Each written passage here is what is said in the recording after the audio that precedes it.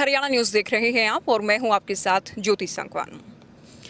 चुनावी तैयारियों का दौर जारी है। सभी दल सभी उम्मीदवार जनता के बीच अपने अपने मुद्दों के साथ जा रहे हैं। जीत का दावा सभी का है, हालांकि जनता को ये तय करना है कि किसे दिल्ली भेजना है।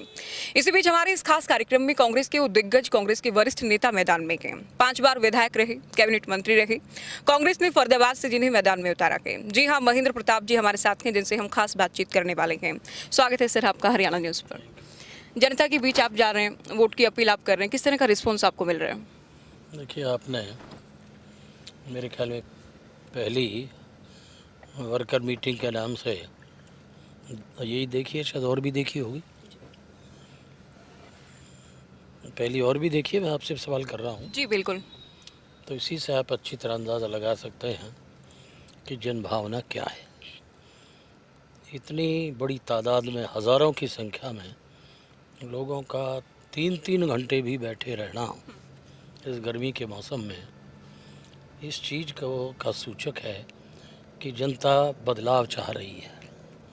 व्यक्ति विशेष और पार्टी पॉलिसीज़ को दोनों की दृष्टि से लोग कांग्रेस का और गठबंधन का फेवर कर रही है। तो बीजेपी के खिलाफ भी एंटी इनकम्बेंसी है, आप कह रहे हैं। व्यक्ति विशेष कृष्णपाल गुर्जर के खिलाफ भी लोग हैं। यूँ है कि बीजेपी की पॉलिसीज़ का ही तो नतीजा है। महंगाई किसका नतीजा है? कृष्णपाल जी के खिलाफ उसके व्यक्तिगत आचरण, उसका चरित्र, उसके करप्शन के मामले, ये तो है ना। दूसरा ये भी हो सकता है कि डेवलपमेंट के लिहाज से वो व्यक्ति उन अपेक्षाओं को पूरा नहीं कर पाया। लेकिन पॉलिसीज़ हैं जो आज देश में जो चल रही हैं, या स्टेट में जो स्टेट सरकार है, उनकी वजह से कहाँ है देश खड़ा है, प्रदेश की क्या स्थिति है। आप आज के इश्यू ये उनको इश्यू नहीं बनाना चाहते। जैसे महंगाई है, करप्शन है, बेरोज़गारी है, उनके तो आंकड़े हैं आप लोगों के सामने कि 10 वर्ष पहले की क्या स्थिति थी, क्या इनके वादे थे, उनके सारे ही उलट हो रहा है। एक भी वादा अगर कहीं पूरा हुआ हो, नोटबंदी से लेकर जीएसटी है, वेट है, इन पॉलिसीज़ को किस ढंग से लागू किया गया और उसके क्या रिज़ल्ट हैं, ये समाज में या प्रदेश देश में, वो आपके सामने हैं। उन चीज़ों से ही ये सारी चीज़ें बढ़ी हैं, तो इसलिए वो भी जिम्मेदार हैं। हाँ, ये ठीक है, प्रचार तंत्र ऐसा है तो उसके माध्यम से उसको कंट्रोल किया जाता है। मोदी जी के नाम से एक उसके ऊपर लबादा या कवर चढ़ाने की कोशिश की जाती है। मैं कृष्णपाल गुर्जर से भी बात की। वो मोदी जो आपने कहा, जिस बात का आप जिक्र कर रहे हैं, वो मोदी कर रहे हैं। वो कह रहे हैं मोदी का जादू चलने वाला 2014 में चला। पुलवामा का भी हम जिक्र करते हैं कि उसका भी असर रहा। तो क्या मुद्दों का चुनाव होगा सर, या फिर मोदी के नाम पर? कोई नहीं सुन रहा, इस बात को समझ चुके हैं। पुलवामा को भी लोग खुल गई, उन्हीं के गवर्नर ने सारी चीज़ पुलवामा को खोल दिया। हमारा तो नहीं है ना। इसके बाद तो कोई बाकी सवाल ही नहीं उठता कि पुलवामा भी एक वही जुमला था जो पहली टाइम में लगा काले धन को लाने का, वही पुलवामा का साबित हो गया। तो वो तो कहने की बात है, तो इनका कोई ऐसा वो नहीं रहा। मोदी जी का कुछ हो सकता है थोड़ा बहुत, जो अंधभक्त हुए बैठे हैं, जो प्रचार के माध्यम से, टीवीआरएस के माध्यम से जो लोगों के दिमाग में जैसे हिप्नोटाइज करते हैं ना, ऐसे हुए बैठे हैं तो वो हों। पर आज हर आदमी समझता है, देहात में भी समझता है, शहर में भी समझता है। यहाँ तक मैं आपको चैलेंज करके कह रहा हूँ, आरएसएस का व्यक्ति भी समझता है। मेरी तो बहुतों से बात होती है, मैं उनका नाम नहीं लूँगा, जो निष्पक्ष तौर से महसूस करते हैं। तो आज वो चीज़ मुद्दे नहीं हैं, मुद्दे ये हैं, इनकी तरफ हमें देखना चाहिए, हम कहाँ खड़े हैं। कर्ज बढ़ा है, करप्शन बढ़ा है, विकास नहीं हुआ। फरीदाबाद पर ही आए सर, आपके पुराने राजनीतिक प्रतिद्वंदी हैं, आपने भी बड़े अंतर से मात दी है उनको, आपको हराया भी है उन्होंने। आप एक बार बहुत कम अंतर से हारे भी हैं उनसे जी। तो इस बार किस तरह का मुकाबला आप देख रहे हैं? मुकाबला धीरे धीरे आप देखिए। मैं एक सही एनालिसिस सोच के करने वाला व्यक्ति हूँ। जब भी टिकटों की बात चल रही थी, शायद मेरा इतना इरादा लोग नहीं समझते थे कि उन्होंने विजय को इसमें उतार दिया। पैनल में नाम जब चर्चाएं थी, मैंने तो अप्लाई भी नहीं किया था। लेकिन पार्टी ने सर्वे के 3 बार सर्वे के आधार पर उन्होंने हर जगह ये कोशिश की है, पब्लिक की सर्वे को ध्यान में रखते हुए डिसीजन लिया है। तो चारों तरफ से ये आवाज़ उठती थी कि महेंद्र प्रताप आ गया तो भाई टक्कर हो गई, ये लोगों की धारणा थी। और होते होते होते होते आखिर में वही हो गया जो लोगों की चाह थी। लेकिन लोकसभा में आमने सामने पहली बार हैं, टफ रहेगा क्या? हाँ, मैं बताऊंगा, सुनिए। टफ तो पहले भी नज़र आता था। इलेक्शन कोई साधारण उसमें वे में नहीं लेना चाहिए। आज अब स्थिति ये है, जो नॉमिनेशन पेपर जब से फाइल किया है उससे लोगों में धारणा हो रही है कि महेंद्र प्रताप जीतेगा, धीरे धीरे धीरे धीरे। और अब जो और समय बीत रहा है, लोगों की चारों तरफ की मैं भावना देख रहा हूँ। ये तो खैर इस लेवल की जो है अपने कंस्टिट्यूंसी लेवल पर जो पार्टी नॉमिनी हैं वो अपने वर्कर्स के माध्यम से एक शुरुआत ऑफिस करके कर रहे हैं। लेकिन इसके बावजूद में भी जहाँ गाँव में और छोटे मोहल्लों कहीं भी, इवन शहर के उसमें भी RWS में भी जाता हूँ, वहाँ भी इतना बढ़िया रेस्पॉन्स नज़र आता है कि शहरी लोग भी ये कहते हैं हाँ परिवर्तन करना चाहिए। एक तो जो बीजेपी कैंडिडेट है इसके खिलाफ व्यक्तिगत एंटी इनकम्बेंसी बहुत हार्ड है। आप ये कह रहे हैं पसंद नहीं कर रहे हैं लोग उनको, उनके खिलाफ है? वही कह रहा हूँ, वही एंटी इनकम्बेंसी है। दूसरा काम डेवलपमेंट। तीसरा ये फरीदाबाद स्मार्ट सिटी था, पर मुझे तो कबाड़ सिटी बन रहा है, चारों तरफ कबाड़ ही कबाड़ है। सिर्फ बीच के कुछ एरियाज़ में पहले ही डेवलपमेंट हुई पड़ी थी और कुछ थोड़ी ज़्यादा होगी 10-5%। ये कोई विशेष बात नहीं है। सवाल आपके सवाल से मेरा एक सवाल, आपने कहा कि 3 बार सर्वे करवाया गया और आप खुद भी दावा नहीं कर रहे थे, आपके बेटे का नाम, हाँ बिल्कुल उनका नाम सामने आया कि पैनल में उनका नाम गए, तो इस बात को भी मुद्दा बनाया जा रहा है कि आप खुद भी फाइट नहीं करना चाहते थे या करीब 10 साल से आप एक्टिव नहीं थे? मैं एक्टिव नहीं था, सोशली तो मैं एक्टिव हमेशा रहा हूँ, सोशली मैं एक्टिव हूँ, कोई नहीं कहता।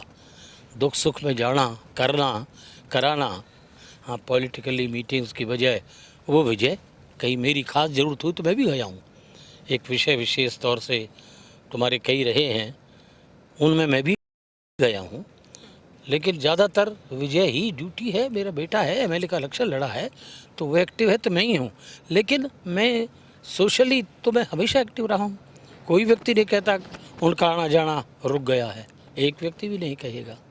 तो ये तो उन्हें क्या कहूँ, अपने मन को समझाने के लिए, और कोई इश्यू नहीं है तो देखिए यही सही। इस बात को अगर यही होता तो जनता बार बार चारों तरफ से क्यों चिल्लाती कि महेंद्र प्रताप को कांग्रेस लाए, महेंद्र प्रताप को कांग्रेस लाए, क्यों कहती? तो यही इसका जवाब है। देखिए, आप कह रहे हैं बीजेपी के खिलाफ भी लोग हैं और व्यक्तिगत रूप से कृष्णपाल गुर्जर का भी विरोध करें, लेकिन अपने जो विरोध कर रहे हैं महेंद्र प्रताप जी, क्या उनको साथ ला पाएंगे?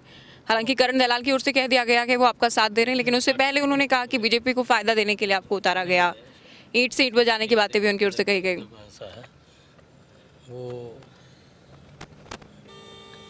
एक कैंडिडेट के रूप में अपने आप को चाहते थे, अब वो नहीं हुआ, उसमें महेंद्र प्रताप का दोष नहीं है, उसमें पार्टी का डिसीजन है, वो भी जानते हैं। और दूसरे जो पार्टी है नॉमिनी रहे हैं सारे, वो भी जानते हैं। तो कहने के लिए तो पता नहीं क्या कहा होगा, उस पर मैं नहीं जाना चाहता। लेकिन अब वो बिल्कुल ठीक है। उनका आपने इंटरव्यू देखा होगा, उन्होंने स्पष्ट कह दिया है कि हम उनके साथ हैं, उनके साथ रहेंगे। आप एक वरिष्ठ नेता हैं कांग्रेस के, बहुत बार ऐसा हुआ कि कांग्रेस ने कांग्रेस को हराया के। जिन बाई इलेक्शन के बाद रामविलास शर्मा हुड्डा साहब को कहते हैं कि आपने सुरजेवाला का कांटा निकाल दिया, तो क्या भीतरघात हो सकता है, कांटे निकालने वाला कल्चर? जी, हरियाणा में कोई फ़र्क ऐसा नहीं पड़ेगा। भीतरघात थोड़े बहुत को हुआ करता है, किसी व्यक्ति विशेष की आपसी घनी इच्छाएँ या कुछ ज़्यादा किसी से मनमुटाव या कई बार ईर्ष्या के कारण होते हैं। हो कोई ऐसा फ़र्क नहीं।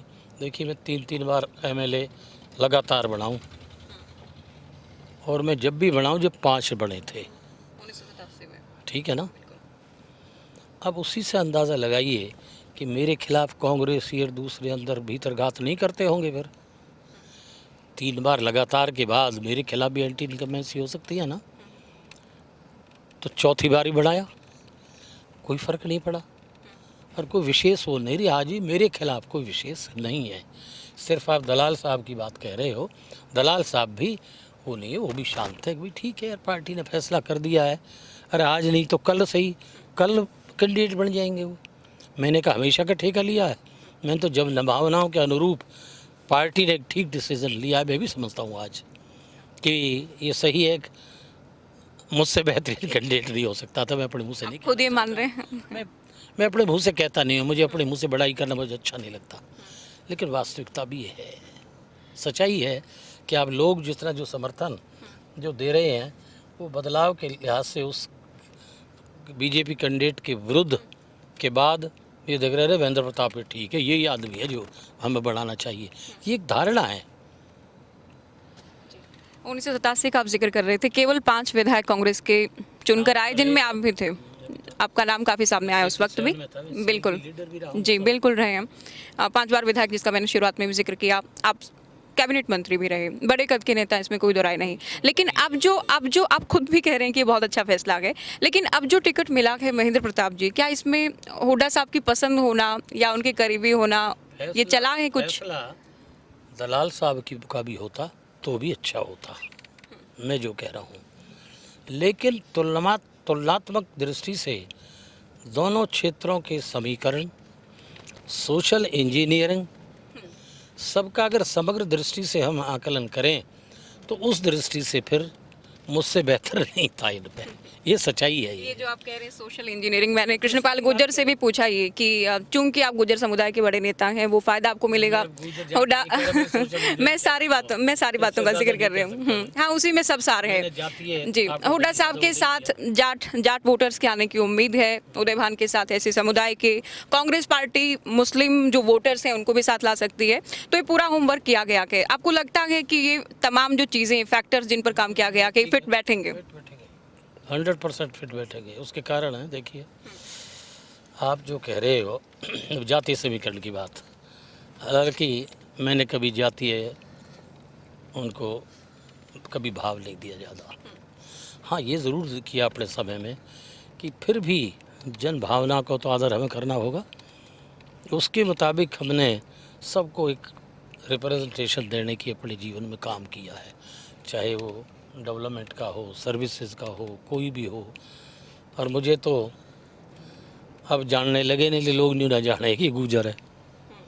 मैंने अपने साथ कभी भी गुजर शब्द, भड़ाना शब्द, फलाना नहीं लिखा। लेकिन फिर भी अगर हम सारी उस दृष्टि से देखें तो जाट यहाँ सबसे ज़्यादा है।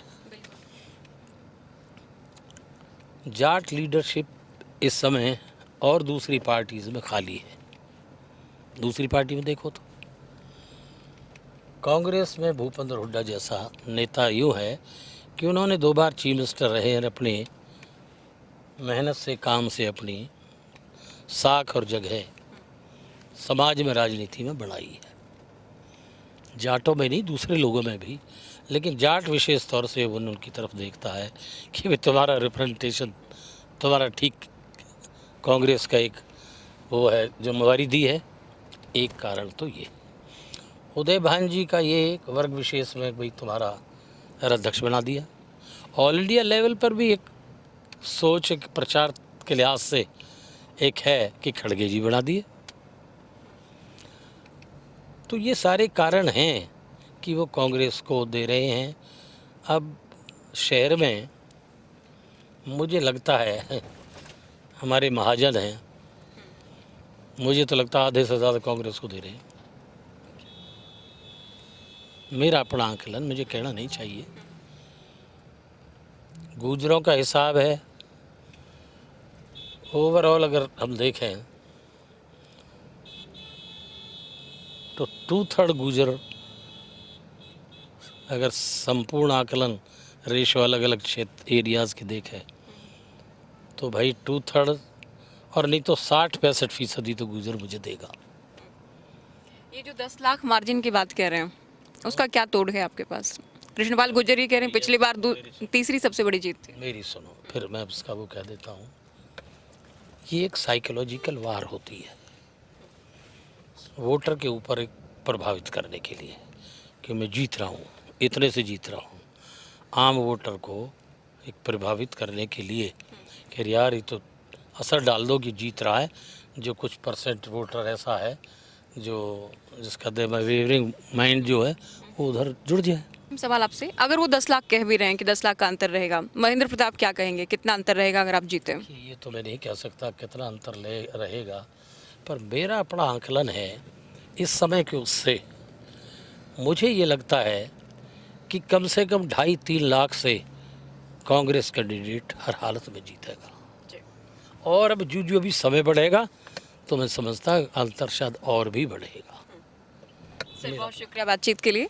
महेंद्र प्रताप को आपने सुना, इनका कहना है कि बीजेपी के खिलाफ तो है ही लोगों में लहर, और साथ ही व्यक्ति विशेष यानी यहाँ के जो उम्मीदवार हैं, 2 बार के जो सांसद हैं कृष्णपाल गुर्जर, उनके खिलाफ लोगों में जमकर आक्रोश, गुस्सा, एंटी इनकम्बेंसी देखी जा रही है।